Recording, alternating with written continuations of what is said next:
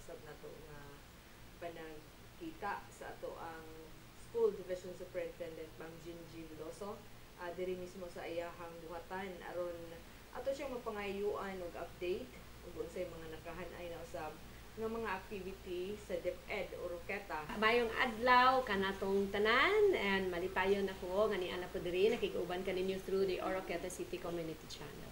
Okay, ma'am. Sa dili pa nato sundan ang atohang mga topic ilabi na katong mga nakahan-ay nga mga activity karon nga summer na. Akong ipaabot una ang congratulations sa successful nga napahigayon ug na attend natin na ninyo nga kauna ang katong Northern Mindanao Athletic Association in NMRA dito sa Camiguin. Dayo nakibalo ko nga na mga medals usad nga nakuha ang atohang mga Oro Treasures ug ang bag-uhay pa lang nga nahuman successful nga napahigayon ang atong closing ceremony. Congratulations and good luck na pod sa sunod na pod nato nga mga activities. Thank you, Ma'am Joanne. Yes, it's a big accomplishment sa atong mga schools, sa atong mga school heads, sa atong mga stakeholders nga nakapag-graduate o nakapahuman na po kita o another batch ng mga bata nga ning complete o ning graduate or na-promote sa next grade level. O magina ang atong mission. So, happy kay ita nga nabuhat na inubanan sa suporta sa tanang stakeholders. O sa NMRA, usab nakakuha kita og 19 medals sa regular games nga 4 ana ang gold og 12 medals sa para games. So naningkamot pud ang atong mga bata, inspired sila. Yes. Kaya balo pud sila nga suportado sa atong province ug sa city. And in fact karong June 12 sa gabi ana ay awarding ceremony or recognition night para sa ato ang mga athletes. Mga kaning mga coaches pud nila uban sa mga parents. Atol siguro pud na sa atohang pag-celebrate sa atong Independence Day. Pero dito siya sa gabi na dapit. Okay. Kay ang morning ako tay dako nga celebration ana sa Okay, Independence Day. Ma'am, na nagkaroon sa makonsider nato naron nga summer. Yes. So sa imong gikaingon kaganiha nalakbitan nimo. So yes, it's true ang mga maestra nato karon nag-enjoy sa ilahang 30-day uninterrupted vacation. Nahunaw-naan kini sa ato ang Vice President ug Deputy Secretary VP Sara nga human sa daghan kayong trabaho sa mga teachers ani nga past school year ug musugod do pod ang daghang trabaho next school year. It is but proper nga atong mga maestra madutudlo tagaan sila 1 month uninterrupted vacation nga wala gyud training, walay call-ups and dili mi pwede nga mopatawag nila for anything mga trabahoon. And even if moingog na ay sila'y waiver, dili gihapon siya pwede nga gamiton nga rason nga kanang makaanhi panhion ang mga maestra. Gawa siguro kung na sila'y tuyo diri sa office, pwede sila mo anhi para silang kaugalingon nga nga mga katuyuan. But as much as possible gusto sa ato ang Deputy Secretary and Vice President Sara Duterte nga nasilay time sa ilang pamilya, nasilay time para sa ilang self, nasilay time mo relax before mo start na pod ang new school year and dili lang basta-basta tibuok bulan gyud sa June Signing off. Signing off si teacher nang lukat nagbaga ticket ang uban naka-schedule na sa buhaton ang uban pati siguro kanang kuan mga tanang trabahoon nila sa balay mahimo na nila sa panahon nga di nila mahimo sa ting klase. I-clarify nga ang teachers lang. How about ang mga katong mga dagko-dagko Yeah. nga gamay? Ang teachers lang gumikan kay og mo yung teachers kanang classroom teachers and ALS teachers. Kay kani mong good mga teachers kuan man ni sila. They are not serving vacation, summer and Christmas break. But unlike sa non-teaching personnel o school head supervisors, mag-serve sila sa summer break, mag-serve pud sila sa Christmas break, but naa sila 30-day nga sick and vacation leave credits. Nga dili madawat sa teachers every year. So mao na nga ang teachers lang kay wala man gid sila anang 30 days nga vacation and leave credits every year. Nga gihatag sila unlike sa mga non-teaching personnel and officials. So mo na nga deserve gid unta sila na isolate summer break. But ang nahitabo man gud the past years sige silang gitawag kay gitunong pud ang training bakasyon. So karon gi-mandate jud sa ato ang Vice President na kuan gyud kinahanglan ang teachers na i-time mo rest. Recharge. Recharge. Para sa sunod na pud na Rewind, recharge, renew, o refresh aron para bago na sa sunod Pagkasunod school year, sunod energized. year. Yes, wala ni rason nga magloya-loya pa. Yes. Ma'am, sa mga nakahanay nga mga activity during summer, labi na walay mga teachers, ang mga school heads, mga non-personnel, kamo. Sa June, naami mga nakahanay nga activities diri sa division, like ang ato ang pangandam para sa ato ang NQMS or National Quality Management System nga we are looking forward in the coming days ma ISO certified ta isa na walay involvement ang teachers anak niya. And then next week po, the whole week, ang tanan nga mga school heads and supervisors and officials sa DepEd Region 10 mag-attend kita sa Regional Educators Assembly dito sa kaning koan sa Assembly of Leaders sa Cagayan. And then all other activities like sa mga procurement activities and all karon nagapangandam pud ni preparation para sa July because July is gonna be a busy month kay mamalik na pwede nang matawag ang teacher sa July. So amo pud ang gipangandaman karon sa whole month of June.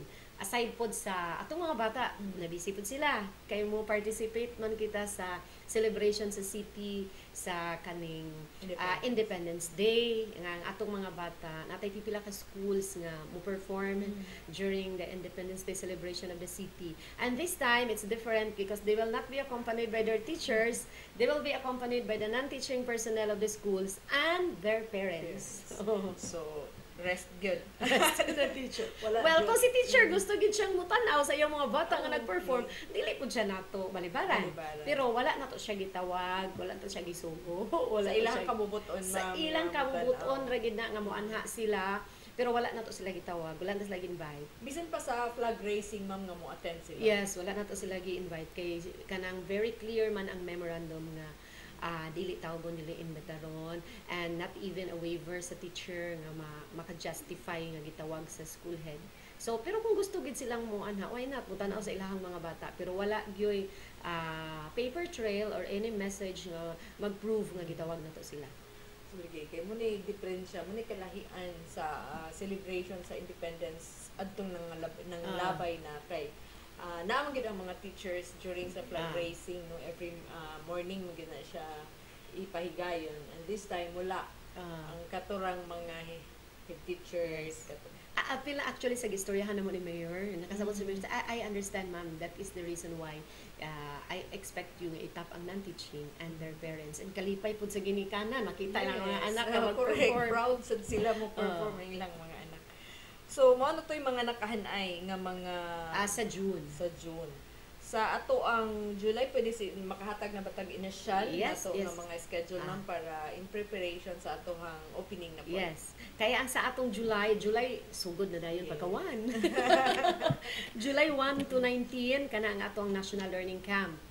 Okay, so itabangan na to itong mga bata na siya enhancement katong sa mga maayo na consolidation and intervention sa katong medyo na apay kalisuran sa mga ilang pagtuon. Nakafocus kita sa reading, English, science, and math.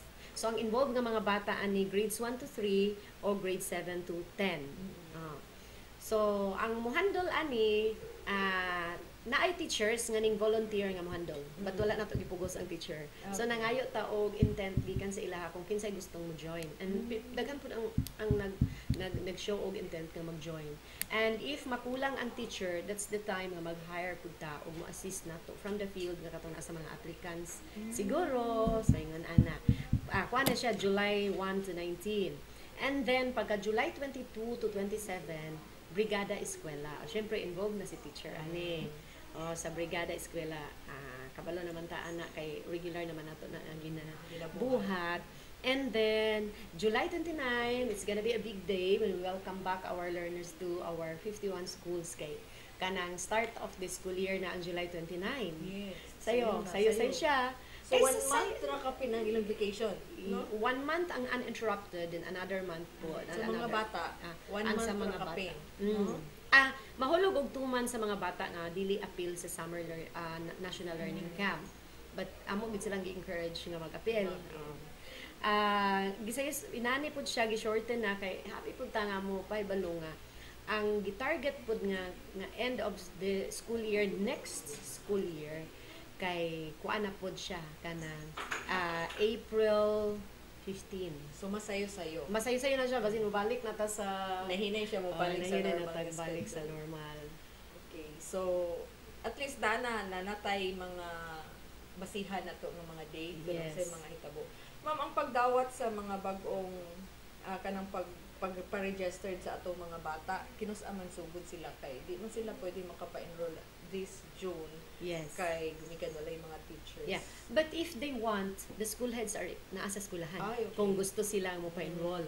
Naara to mga school heads og non-teaching personnel sa eskwelahan. In fact, nagsugod naman ganito in the previous months katong early registration na to. And then, July, pwede po July 1 kay National Learning Camp. At the same time, pwede na magdawat ta og enrollment pud sa ato ang mga bata.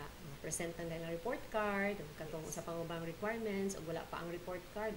Basta mo anhalang sila sa school and magpa-register, magpalista, mag-follow ang report card. So, ingon ana. But the same ra gyapon nga mga procedure. Okay, wala mo po siguro kayo problema ang katong dili mga transfer o mga Yes. new. Yes. Kay forward na lang man siguro, ma'am, no? Automatic na na siya Automatic na na i-forward sa next grade level.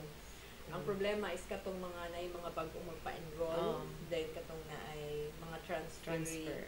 Kay aron ma-register sila sa ilang grade ug asa na sila.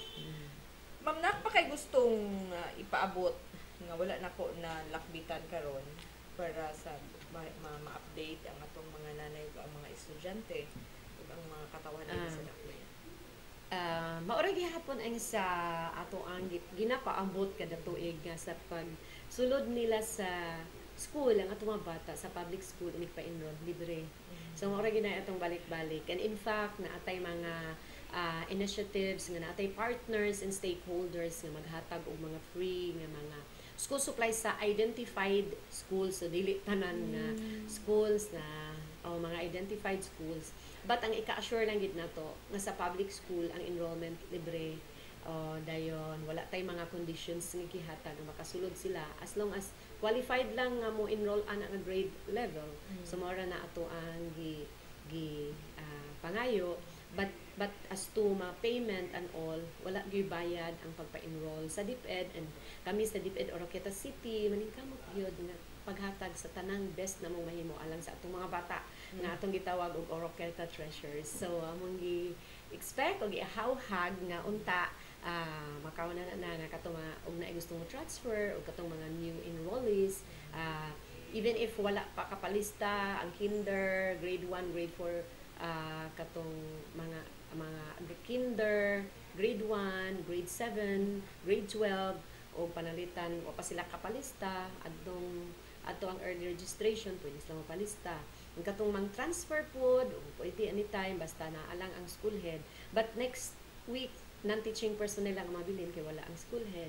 But sa July bibutaan na ato tanang school na nag-implement kita sa National Learning Camp. So ako lang ihawhag sa mga ginikanan nga padayon natong suportahan atong mga bata pinaagi sa pagsuporta sa mga activities sa school. And kay salamat Ma'am Jane para pagpaabot sa mga update sa ato ang mga nakahan ay nga activity din sa DepEd Oroquieta City, labi na aning mga panahon nga off ang atohang mga teachers.